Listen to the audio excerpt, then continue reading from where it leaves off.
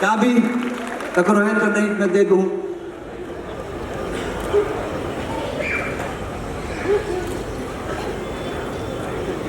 आप सभी को प्रणाम करता हूँ।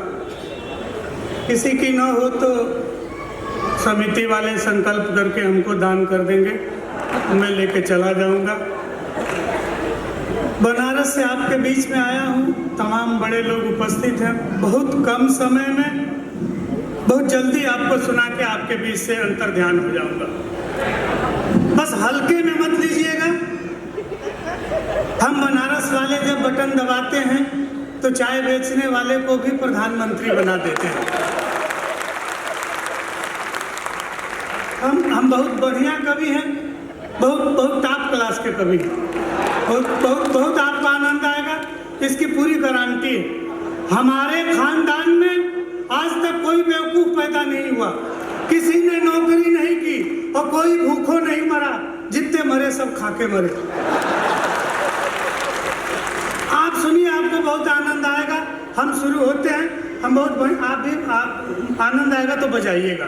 ये दिल्ली, बम्बई, जयपुर ये किसी काम नहीं आएगा, लेकिन जब भी आप बनारस घाट किनारे आइएगा हम हमेशा आपके काम आएंगे। इसलिए हमारे आपको पूरी तालियों के साथ सुनना है। जितना जल्दी आप सुन लेंगे हम उतना जल्दी बैठ जाएंगे। हम अपने खानदान के विषय में सुनाते हैं।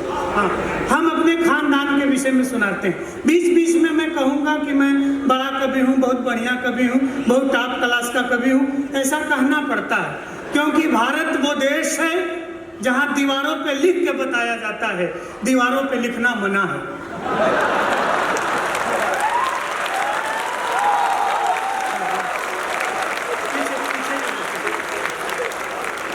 आज तो ये दो मुसलमान भाइयों ने, एक आगरनिया ने इस तरह से पढ़ा कि आज हमारी देशभक्ति जग गई, हमारा मन एकदम द्रवित हो गया है।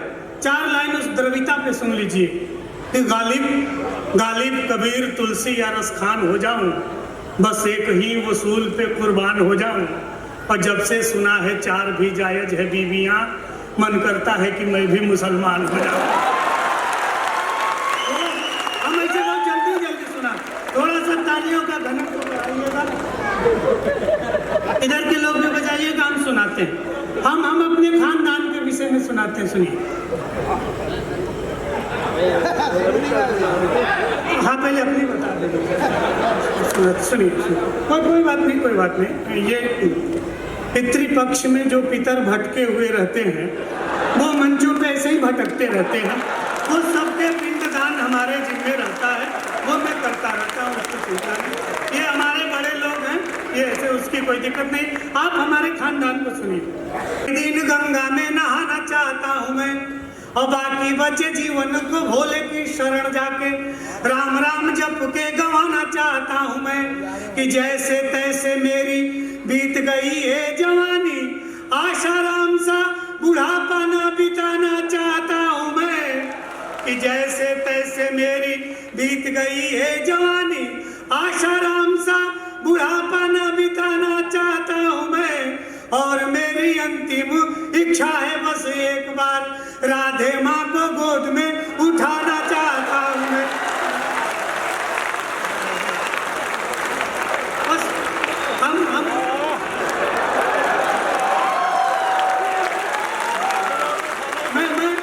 मैं ऐसे ही धार्मिक, ऐसे ही निर्गुण भक्ति भाव से युक्त रचनाएं आपको सुनाऊंगा।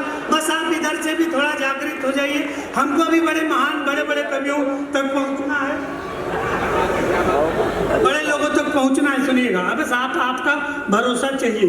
ये आपकी तालियां हम कवियों के लिए पोलियो ड्रॉप का काम करती हैं। 2 बूंद जिंदगी की, एक भी बच्चा छूटा सुरक्षा चक्र टूटा, इसलिए बजाते रहिए। भरोसा आप ही का है। ये ऐसे बैठे हैं जैसे नरेगा के मजदूर बैठे हुए हो, तो इनसे कोई भरोसा नहीं है, आपका भरोसा है। सुनिएगा, सामान्य कवि ना समझिए, हम किसी चैनल पे नहीं आते, लेकिन हमको सगी पत्नी से सगा पुत्र प्राप्त है। ये हंसने का विषय नहीं है, ये गौरव का विषय है। आज के युग में सगी पत्नी से सगा पुत्र हो जाए तो ये गौरव का विषय है, और ये गौरव हमको प्राप्त है। हम कोई ज्ञान और कोई संस्कार की बात नहीं करेंगे। आज के युग में सारे ऑलरेडी संस्कारवान और ज्ञानवान लोग पैदा हो रहे हैं। जिस चीज को हम बीए की क्लास में नहीं समझ पाए थे, हमारा बेटा 5वीं कक्षा में समझ गया है। आके कहा, कॉन्वेंट में पढ़ता है, आके कहा पापा हमारी क्लास की मैडम बहुत कंटाप है, एकदम खूबसूरत है, बहुत ब्यूटीफुल है। हमने कहा चुप, संस्कार सीखो, अध्यापिकाएं माँ समान होती हैं।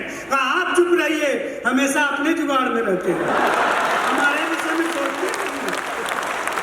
यहाँ तक बच्चे चले गए। आप बहुत बढ़िया सुन रहे हैं, हम आपको प्रणाम करते हैं। हमारा दूसरा छंद सुनिएगा, आनंद लीजिएगा।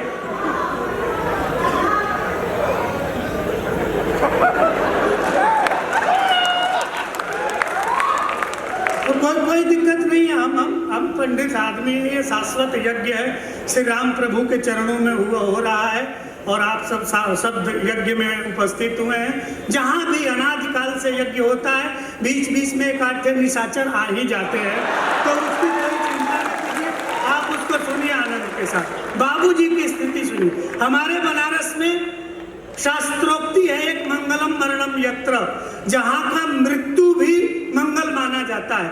हम मृत्यु से एक छंद पढ़ते हैं, बात मौत की करेंगे, आपको आनंद आएगा।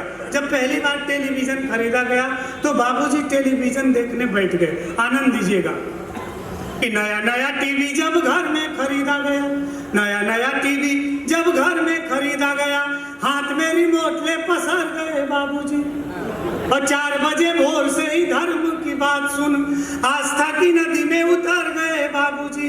कि वसन विहीन तन तरुणी को देख देख केश रंगवा कर संवर गए बाबूजी। टीवी भी टीवी देखने की चक्कर में ब्लड प्रेशर बढ़ा तो गुजर गए बाबूजी।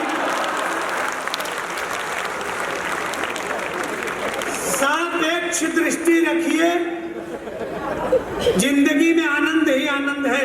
हमेशा सकारात्मक सोचिए। लाभ हानि जीवन मरण जस अपजस विधि हाथ, ये सब विधाता के हाथ में है, आपके हमारे करने से कुछ नहीं होता। इसलिए सकारात्मक दृष्टि रखिए। सौंदर्य बोध नाले में भी है, बस दृष्टि सुअर की चाहिए।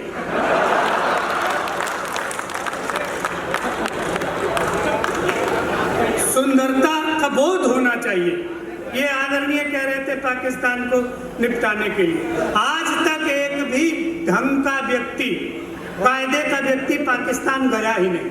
कायदे का आदमी चला गया होता, पापा के योग का ही चेला बन जाएगा। एक भी आतंकवादी को फुर्सत नहीं मिलती कि वो बम बनाए, सब अनुलोम विलोम में फंसे रहते। सकारात्मक सोच रखिए, सारी समस्याओं का समाधान है। कि बाबा रामदेव यदि पाक में चले गए तो पूरा पाक योग का ही चेला बन जाएगा। अटल बिहारी ब्रह्मचारी जी चले गए तो बेगमों के लिए तो झमेला बन जाएगा। कि अटल बिहारी ब्रह्मचारी जी चले गए तो बेगमों के लिए तो झमेला बन जाएगा।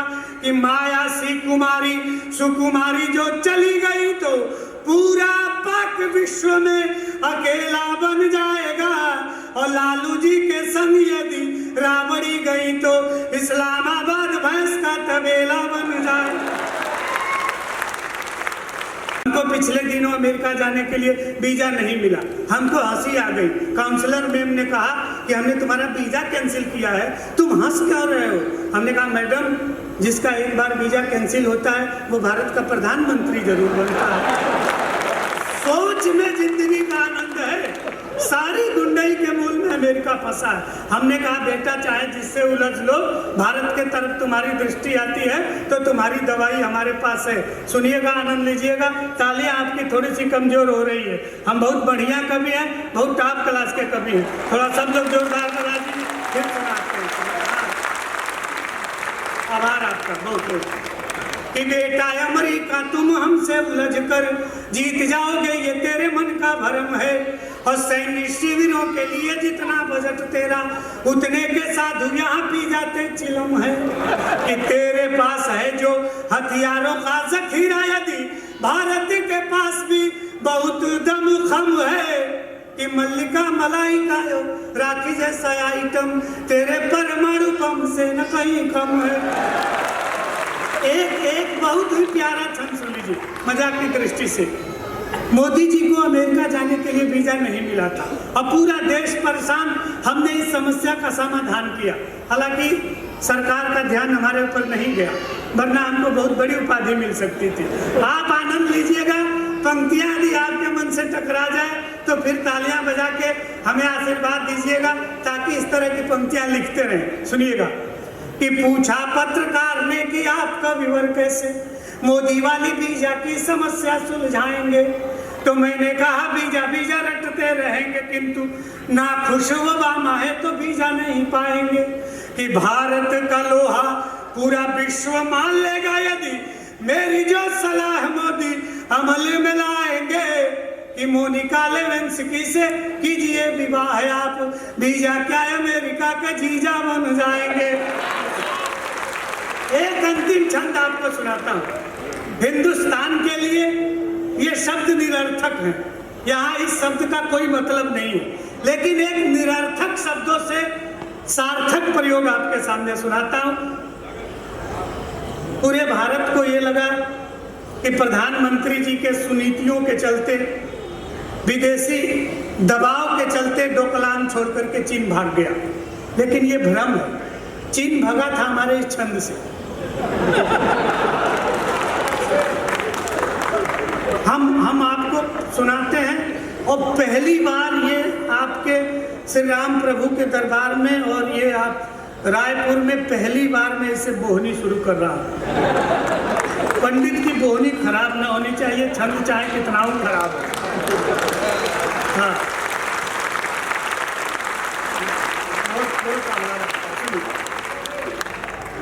एक एक शब्द पे ध्यान दीजिएगा। शब्द निरर्थक है लेकिन प्रयोग सार्थक है। कि बटन सी आंख बीच चाइनीज नाक तेरी, कि बटन सी आंख बीच चाइनीज नाक तेरी, धाक में सुराख कर देंगे लाल माऊ के।